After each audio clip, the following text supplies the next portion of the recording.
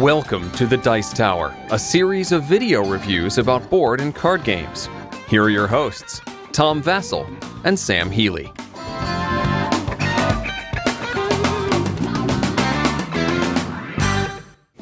His name inspires awe amongst his fans. Martin Wallace. And he names his games with snooty words. Not airplanes, but... Aeroplanes. Airplanes, I'm going to call it that because I'm going to mess up if I say aeroplanes all the time, is about building connections between cities and delivering passengers. But let's not go into this game. Martin Wallace usually has a good chunk of theme in this game, and this has a little theme, but it's more about playing the right cards and doing the right thing at the right time. It's more about efficiency, and you're not really building an engine in this game. You just got to make the right move at the right time, I think. Yeah. So let's take a look at it, and we'll be back.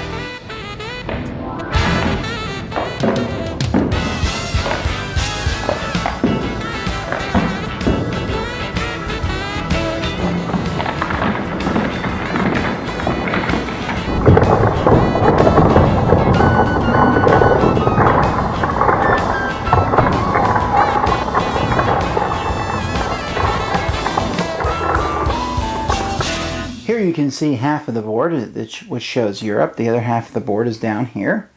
And on each, this is showing Africa and Asia.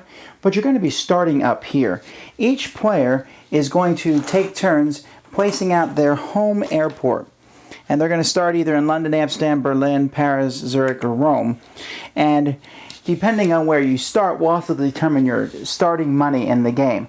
You can see that here next to Rome you'll get an extra $2. And if you start in Paris, you'll lose $1. A euro. And so that's starting. That only happens on the very first turn for starting money. Players are going to take turns. One player goes first, and that player is giving the starting die. He will take an action, and everybody goes around the table. And then after everyone has taken a turn, he'll roll the die, count that number of people clockwise, 1, 2, 3, and then that person starts the next round. So if you roll, let's say you're playing a 4-player game, and if you roll a 5, if you're playing a 5-player game, you roll a 5, it will come back to you. While if you roll a 1 or a 6, it will go to the next person. And so that's just how you do rounds. Now the round is going to keep going until one person takes this black token here in the subsidy box. One of the actions that people can do in a turn is simply to take a euro from this box. And when the last one's gone and you have no other actions, you have to take this, which will give you the white die to start era 2. There are 3 eras in the game. And after the third era ends, the game is over, and whoever has the most points is the winner. What you're going to be doing in this game is basically 3 different actions. One of those actions is, well, 4, but the fourth one is buying tiles.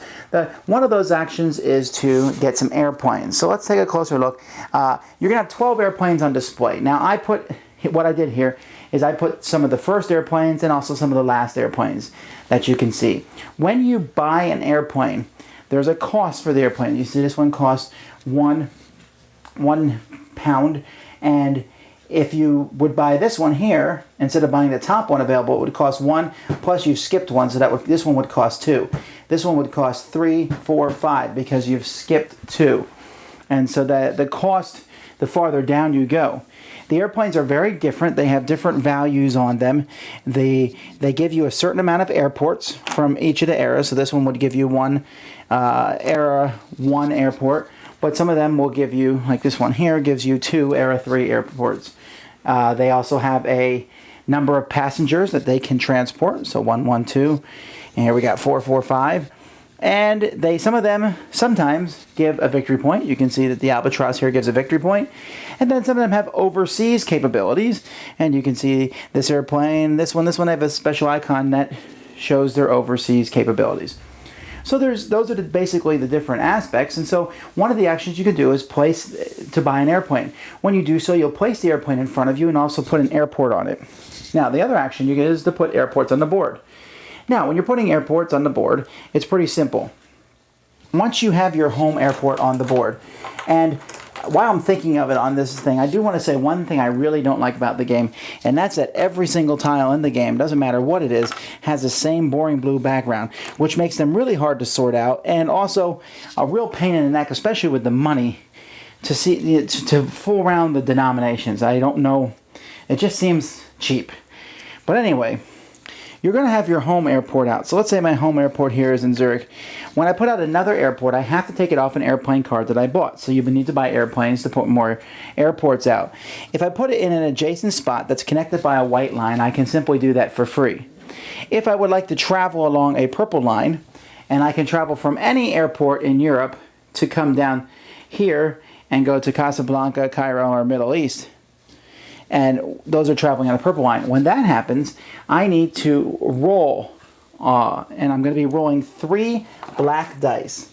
Now these 3 black dice are 6-sided dice, but instead of a 1, they have a skull and crossbones, which is not a 1.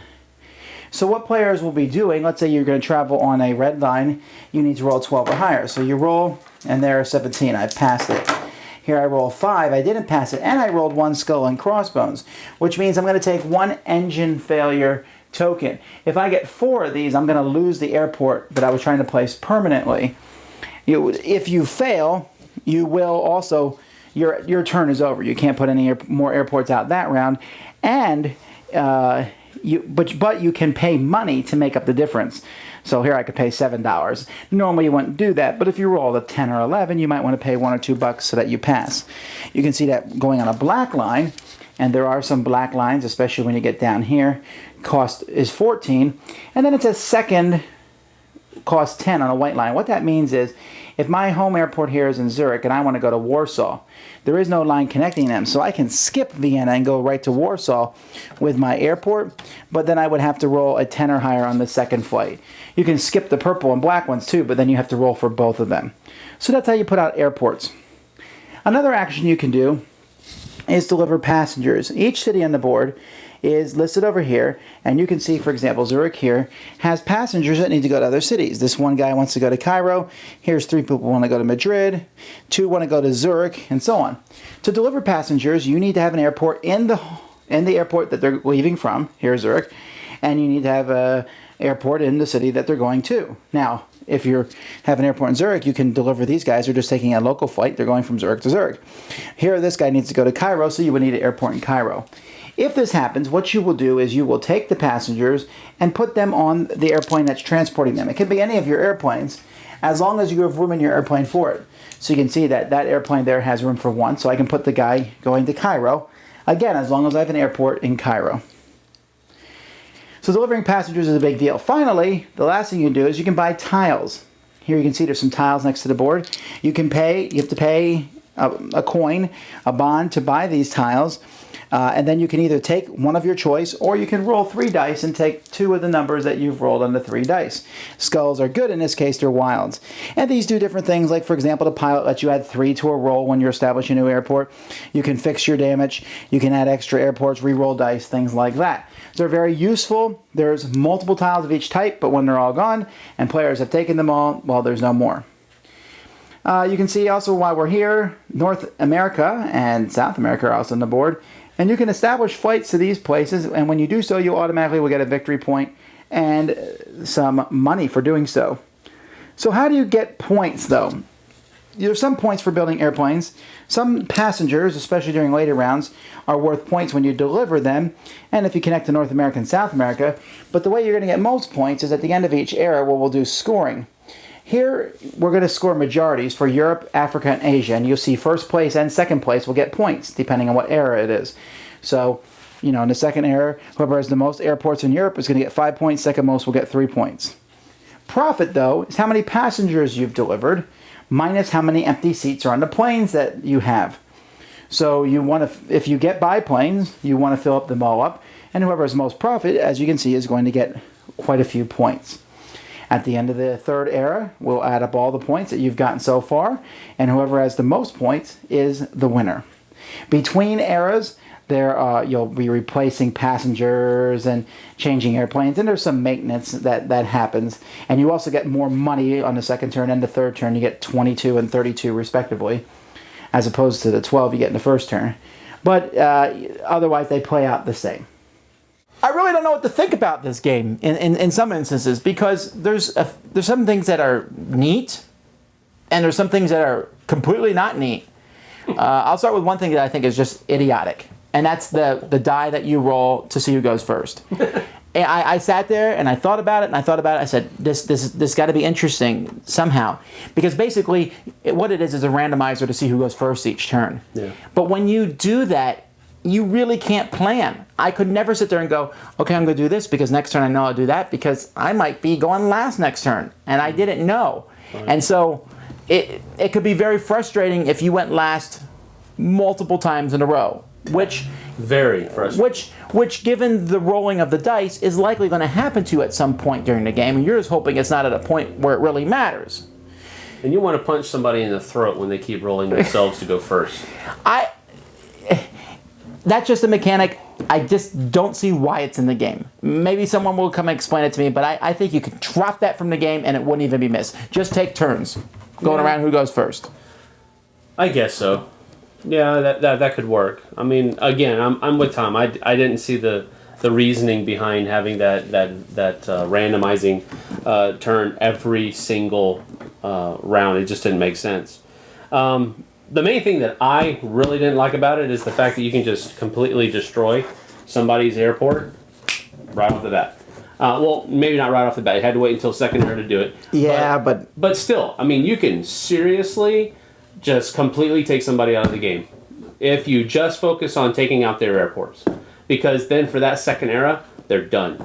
They have to wait till third air to get back in the game. Right, I didn't explain that when I did the rules, but basically if all the airports in a town are filled up when you're putting airports in, if you have an Era 2 airport, and it's all filled up and you want to put one in that town, you just get rid of one of the Era 1 airports. You just discard it and put your own in its spot. Yeah. And you can do that, and then a 3 can replace a level 2. And so if you have a bunch of level 2s, you can replace someone level 1, and this game gives them no repercussions, nothing. You just say, hey, I want to tell you something. Come here. Boom. And I just took over all your airports. I mean, there was no compensation for it at all. I mean, if you wanted to kind of explain it out thematically, you're buying the airport that's already there and you're renovating it or you're making it better, you're adding additions to it, whatever. But there's some kind of transaction going on there with the person that owned it the first time. But instead, that's not in the game. It's just, okay, yours is gone, mine's there. Wow, really? I don't get anything for the money that I put into that thing already. It doesn't make sense. Another thing I didn't like about the game was how difficult it was to get to certain parts on the board, to go all the way down to the bottom of Africa, and then it wasn't really that many points. That just seemed odd. The way they had the points spread, some places that were close to get to, it's a lot easier to get to North and South America than it is to get all the way over to near Japan. And yet those gave quite a few more points. Yeah. So I just felt like, I'm sure Martin Wallace has it figured out. Yeah. I couldn't follow the numbers in the game at all. The airplanes and how much they cost compared to if they give victory points or how much they could carry or what airports. I'm sure there's a secret formula somewhere, but I couldn't figure it out. I was like, which airplane should I buy? I think It boiled down to trying to buy the ones that gave more airports. Yeah, those are the ones that people really wanted. And, you know, that makes sense, but why did they cost what they were? And some of those didn't give victory points, while some of the other ones that only gave one airport did give a victory point. So, I don't know. Didn't make sense. Definitely not trying to mash on Wallace here. He's definitely a... Well, let me tell you about some things that I did like. Acclaimed publisher. I love the buying of tiles. I like any game that lets me buy tiles that I can use, and I like the fact that you can buy one that you want for sure, or roll dice and get two. Most of the time people roll dice, but sometimes you need that one, and the tiles were very handy in different situations. Another thing I really liked, and some people will not like this, but I liked having to roll dice to see if you completed a route or not. That added a little bit of a push your luck aspect to the game. Do you want to roll dice, especially as you accumulate those engine failure chips? Because if you have 3 of them, are you going to roll the dice? Right, yeah. And I like that aspect, but some people are going to hate that, especially in a game like this, because they're trying to be analytical, move the passengers. That's pretty Wallace-esque, though. Most of his games are kind of polarizing, aren't they? Well, no, they are, but most of his games don't use dice to do that. Yeah, that's true. Someone kept calling us, Martin Wallace, the dice game. The dice game.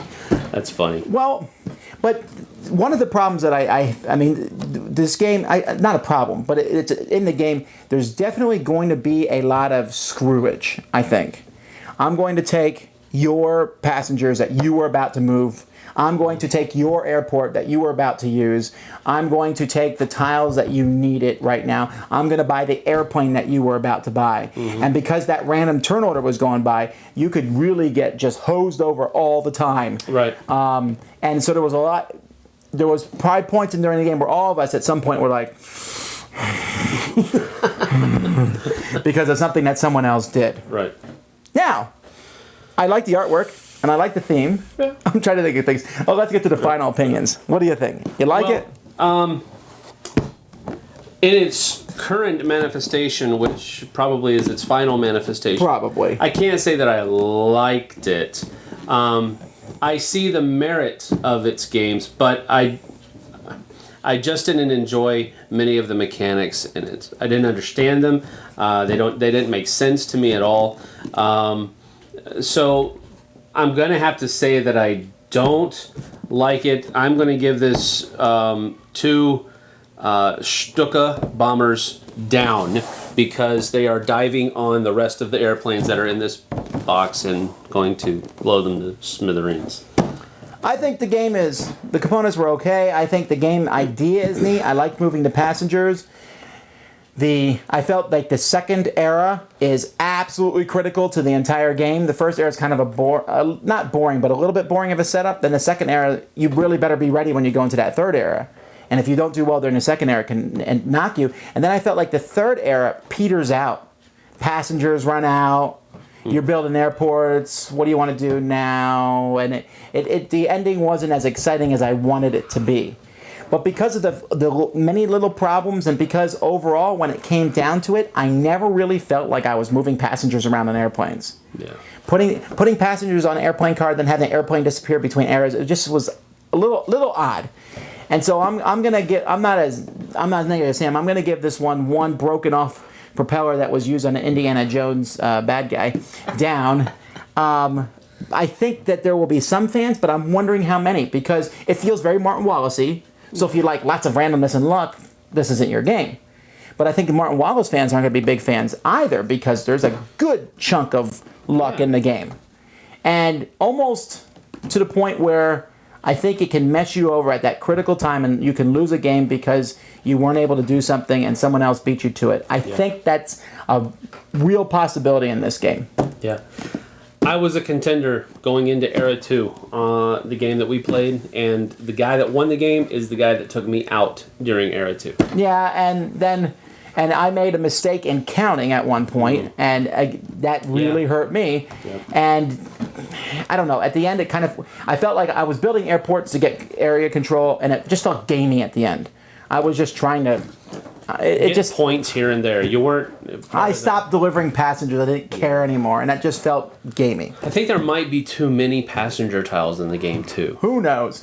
Either way, obviously, you can see that this game wasn't a superb winner. This is definitely one that I'm going to have to tell you to try before you buy it, because I really am curious what the focus group for this is, who are the people who are really going to like it. But, hey, it might go over good with somebody. Our focus group didn't like it. That's right. Thanks so much for watching the Dice Tower videos. Find more great videos and reviews, as well as our top-rated audio podcast at Dicetower.com. You can also find the latest board game news at Dicetowernews.com. I'm Eric Summerer, and you've been watching The Dice Tower. The Dice Tower is sponsored by Fun Again Games, the world's best game source. Fun Again Games has over 5,000 games available. Check them out at funagain.com.